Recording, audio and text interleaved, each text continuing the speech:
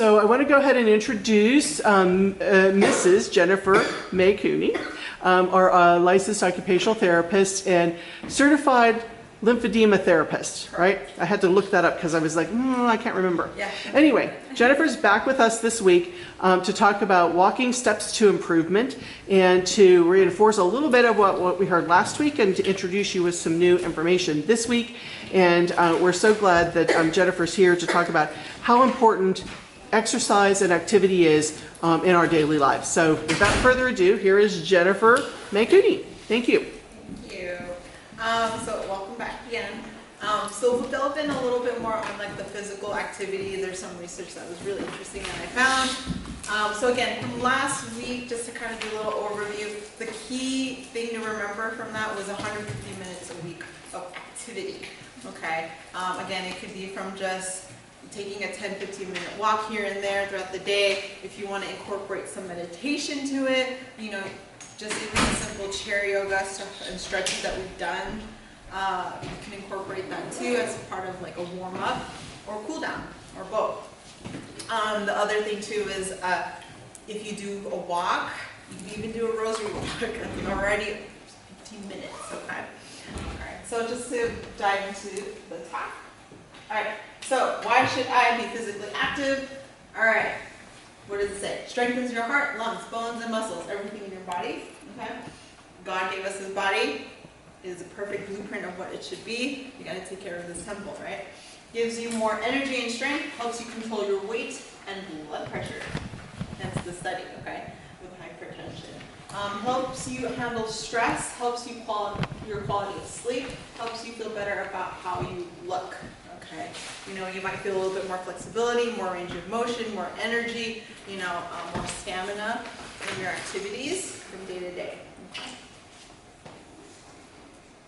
All right, so this is from the Korean Journal of Family Medicine.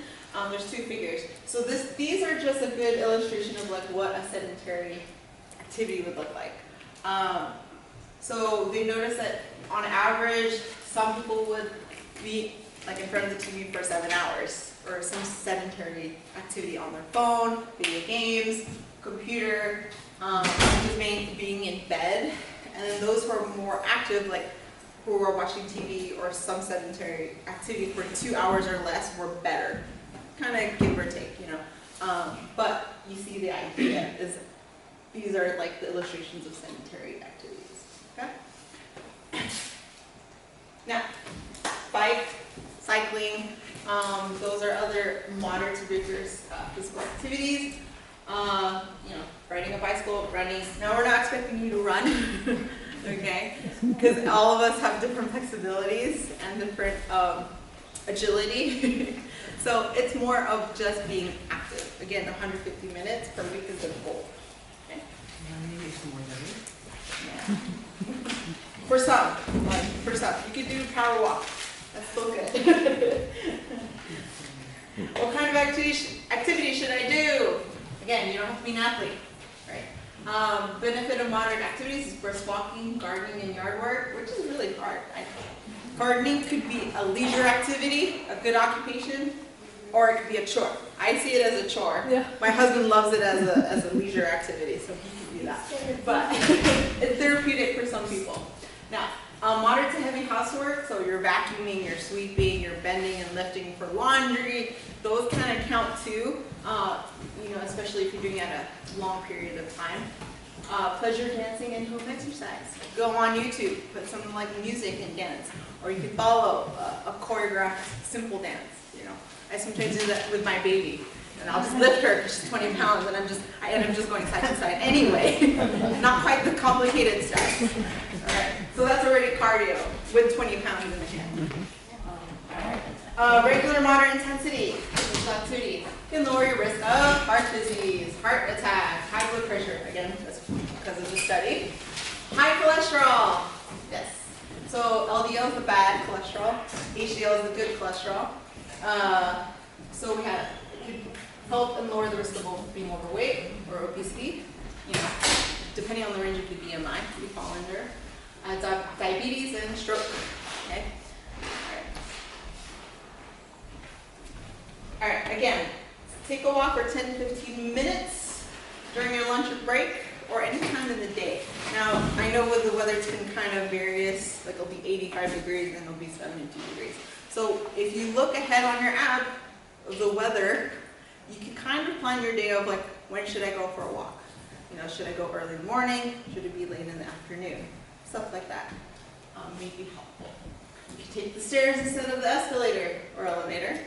You know, you can start with just like taking the elevator and escalator to the top, then going down. So just to kind of be comfortable with steps. Then over time you can do one level at a time going up. Okay, so you don't have to do all of it. Park farther from the store and walk through the parking lot. Okay, so those are little tips and steps that can just create more activity or more steps in your day. Okay. Any questions so far? It's kind of repetitive from like last week too. Can you go back to the two, the previous, the next, the big, yeah, okay, the middle one, yeah, that one. Yeah, can Yes. I take a photo? Take a picture? Yeah.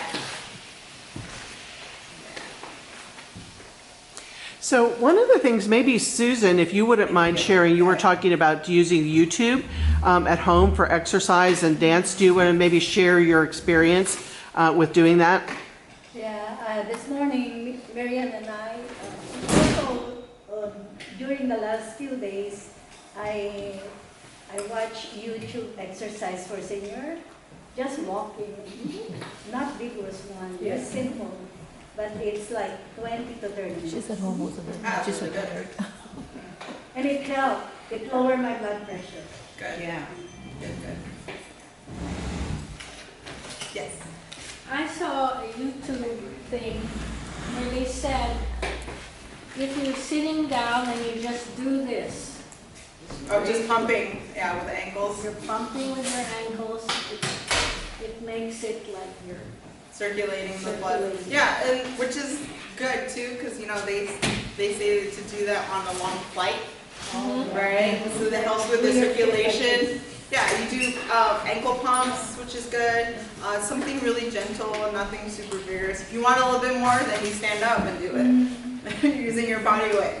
I told my patients to do that as a gentle exercise before like really walking or whatnot. You know, always start something gentle and You can do tolerable. this by watching television. Yeah. For example, my husband, he saw like this old, like 1970, like Sesame Street exercise vinyl record. And it was just exercises for kids. It's like, you go up and down, and up and down, and it's like turn around, you know, stuff like that. There's also breathing exercises, but it was like designed for kids to think of a story, you know. So there's different activities, different ways to practice. You know, I thought last week the yoga, the chair yoga that you shared with us, Jennifer, would be a really good warm up because, you know, I think that you know, as we're all trying to be more healthy, like we want to jump in and do it, and you could cause yourself some injury. You know, if you're not used to it, you know, your muscles aren't strong, your joints aren't used to it. But a lot of those yoga techniques, I thought were a really good warm up for the dancing that we did a little bit later. And so, you know, so that I think that's a good way to start. Yeah, definitely. Just like you know, like a rubber band, you can only stretch it for so long until it breaks. So it's the same thing for our muscles and tendons and ligaments. You can only stress it out for so long, but warming it up it will be a lot better before jumping into a harder activity. Okay. You take a walk before or after lunch? They say after lunch, so after eating, for 10 to 15 minutes helps even blood sugar to go down. Yeah. Thank you. Okay, so this is a lot of statistics on a study.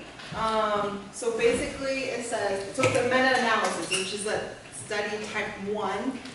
It's like a summary of all these other articles, and this is what they summarize. So older adults, 60 years and older, with 2 articles, pre-existing medical conditions.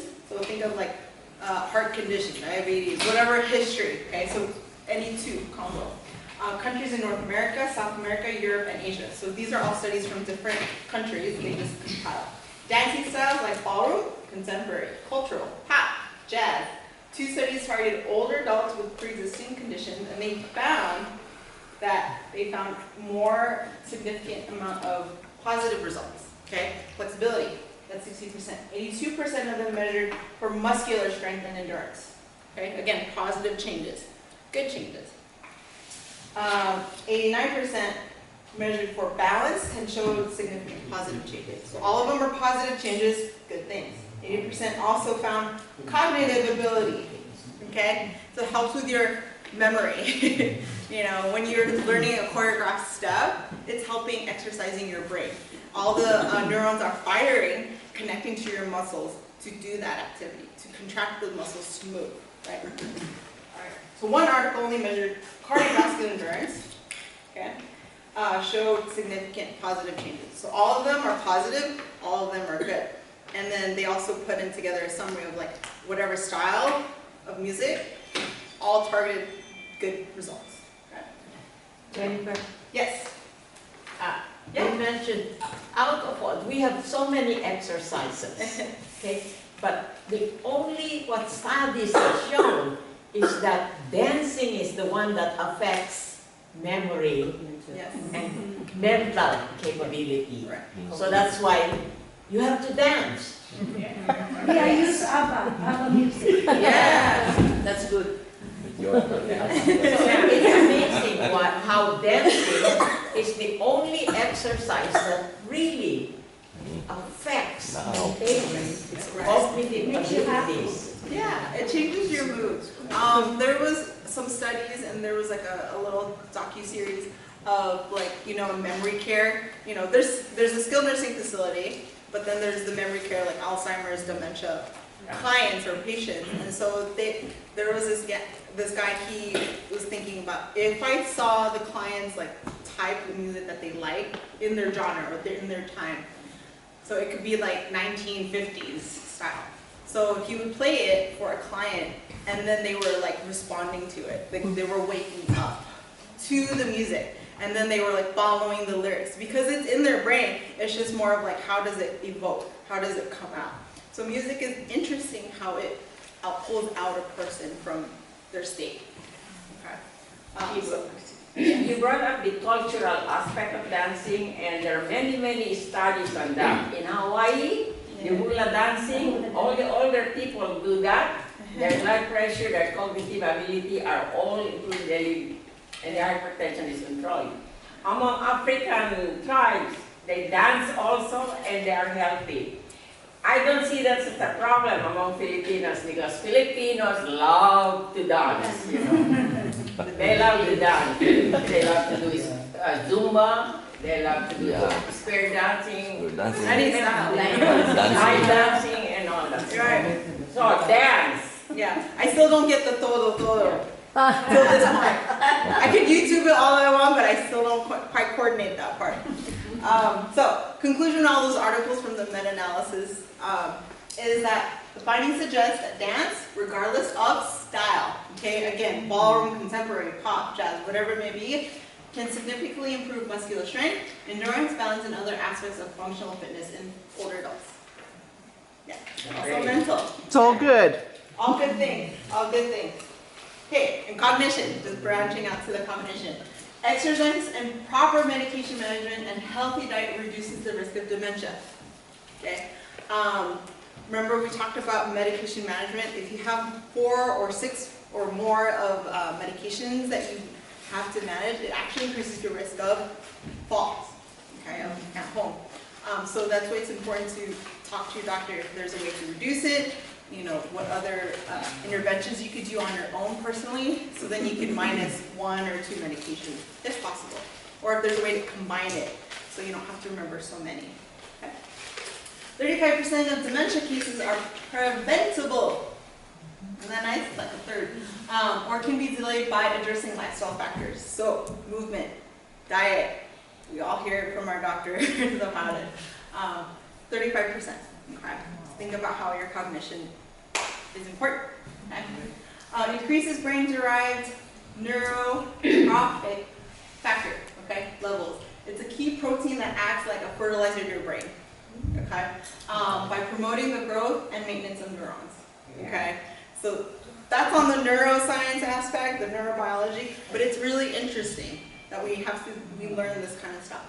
We still don't know a lot about the brain, but we're still learning over time. Can doing crossword puzzle help?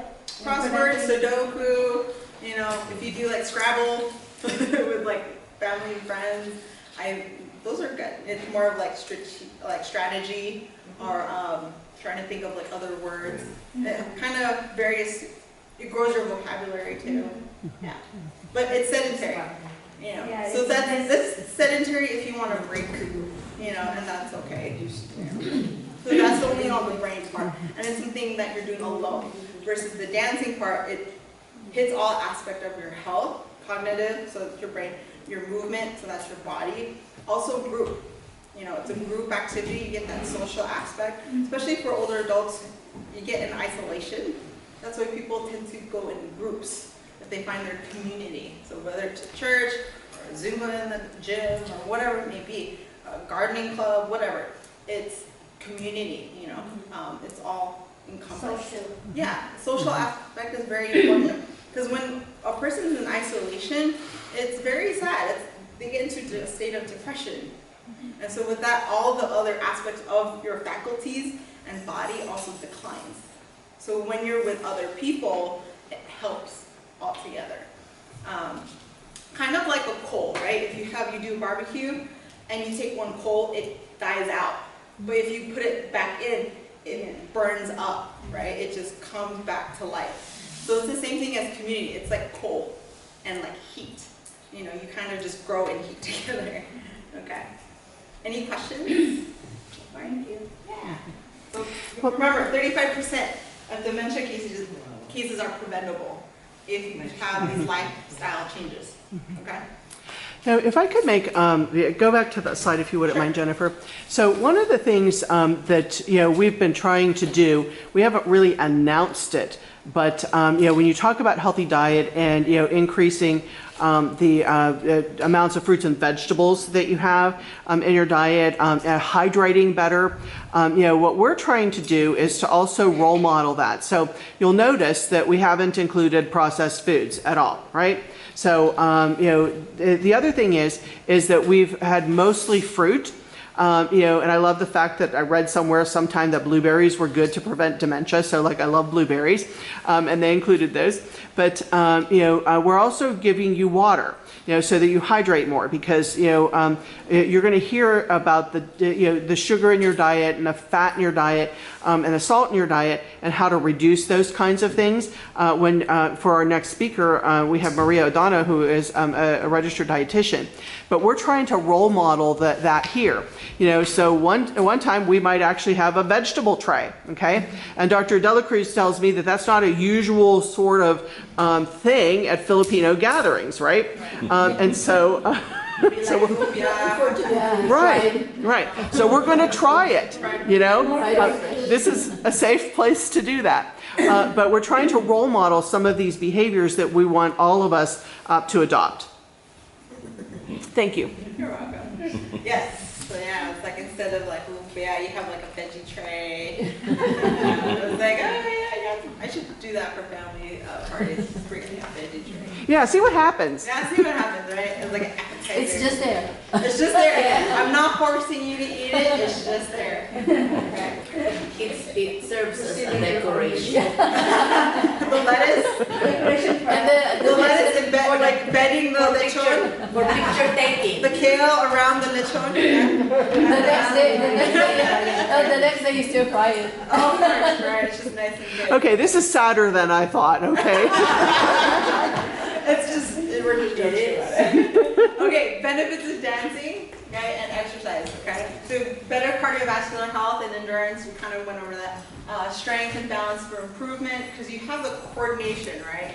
You have, yes, your memory is like you're going a certain step, but now you're actually moving your joints in different planes, you know, not just front and back.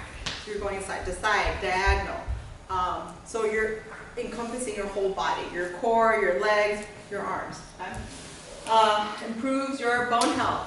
For the Asian community, we have what? Osteoarthritis, osteoporosis. So bone health is important. So with exercise, even if it's just steps, you're creating that pressure So it stimulates those osteocytes, those bone cells, okay? So weight management, it kind of hits on that. Weight management, calorie burns, increase energy, which means good hormones, serotonin and endorphins. We want those happy hormones. Improve flexibility, improve cognition. How? By memorizing those steps. All right. Social interaction, community, just like what I talked about, coal. Okay. The coal analogy, and it decreases stress and increases confidence. You're like, oh, I got this step, I got it down, you know, because you've worked on it for so long. So you create that confidence, you create that, it's good hormones, because you're just thinking of happy things at that point, okay? Any questions so far? All right, so you guys been using this. I ordered it on Amazon, I couldn't get it right away, but it's very easy, right? You place it on your chest. The best place is actually on your hip, okay? Because you have a better, it kind of already knows your stride, so it goes from there, okay? So it's battery included, no charging needed, which is nice. It's very simple, you know, it's not complicated, not like an iWatch or anything. But the best place to put it is around your hip if you have like on a pant. Yeah. Does everyone have theirs? I compared the pedometer with my iPhone. This one is kind of delayed. My iPhone would set like 1,000 plus, and my pedometer was just like 600. Right. So I think this was years ago. This was like on a Dr. Oz show.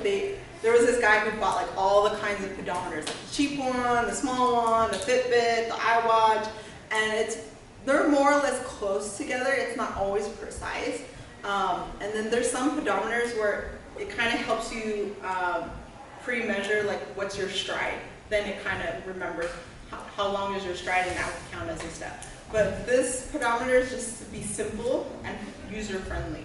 So even though it may not be super exact, it's very close to the exact thing.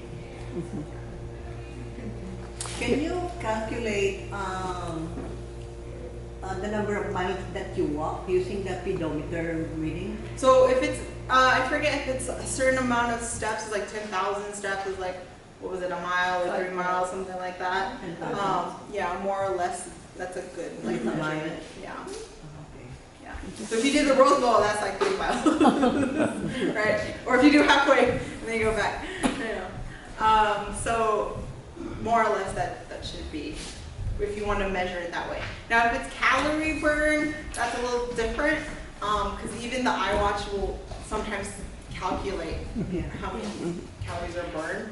But again, I don't always say that's the most reliable, it's just more of an estimate. Yeah.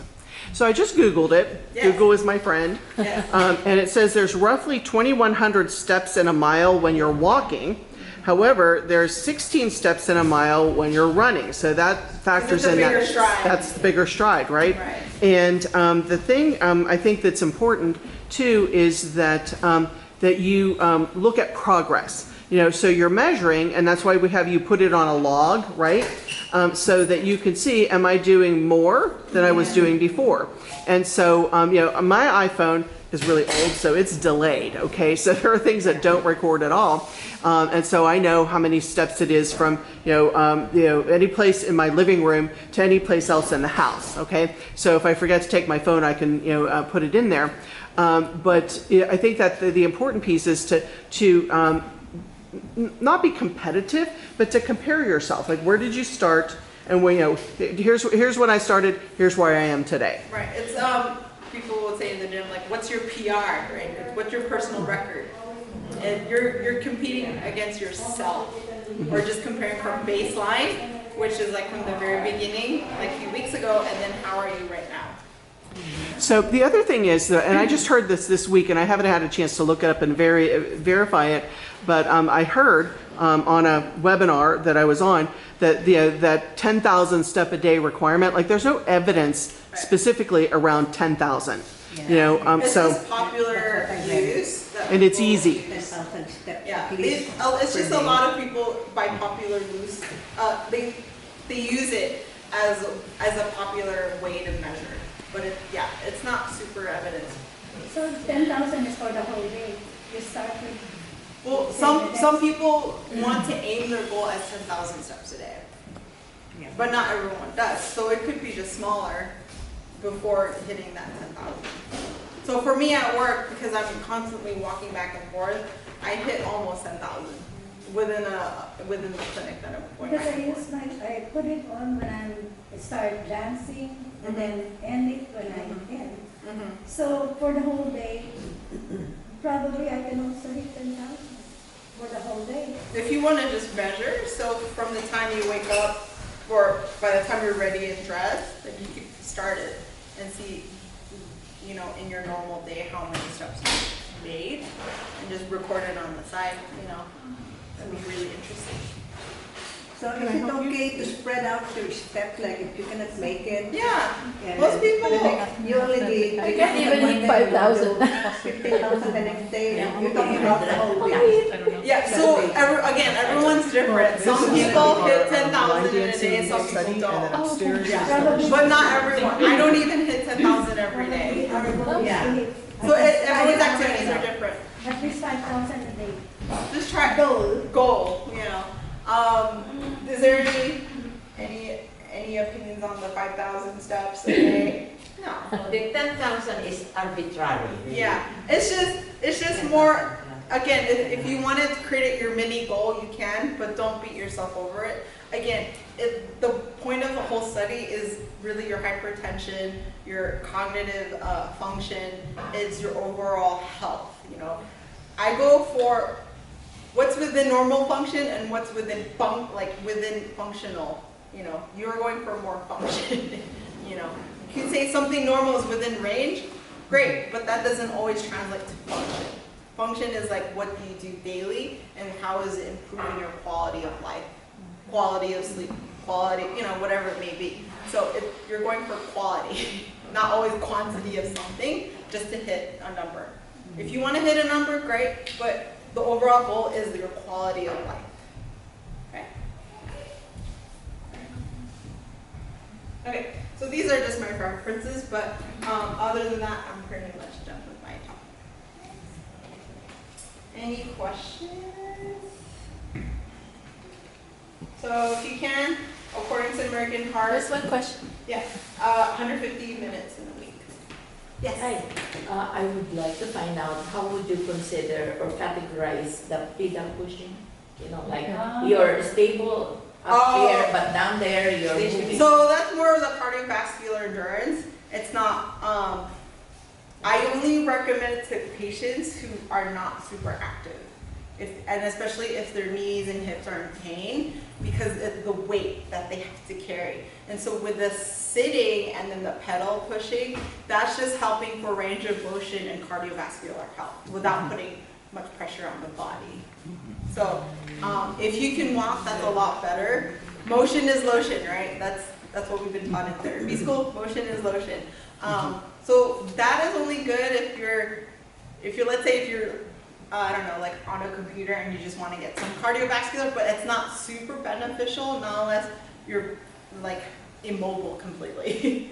You know, yeah, I only recommend it to patients that are too heavy and they're not very mobile and they need to start out somehow with some like assimilated steps, or if they can't do their legs and it's too heavy, you know, especially with lymphedema, with the swelling, I started even with just the cardiovascular for their arms with the pedals. Yeah, I see folks, I actually have one of those under my desk because I'm on the computer all day long. Yeah. And so, you know, I've noticed that there's some folks that also have like an exercise bike, but they have like a tray for their laptop, so that then they're, you know, they're cycling. Ergonomics. Yeah, more ergonomic. It's more appropriate. And there's I even have some students who are on a treadmill while we're in the Treadmill is meetings. pretty good. Yeah, and so people are trying to find ways to adapt to this, you know, sedentary either work or school situation, because, you know, your work involves a computer, but if you never get up and you never do anything, you know, or you're in constant meetings,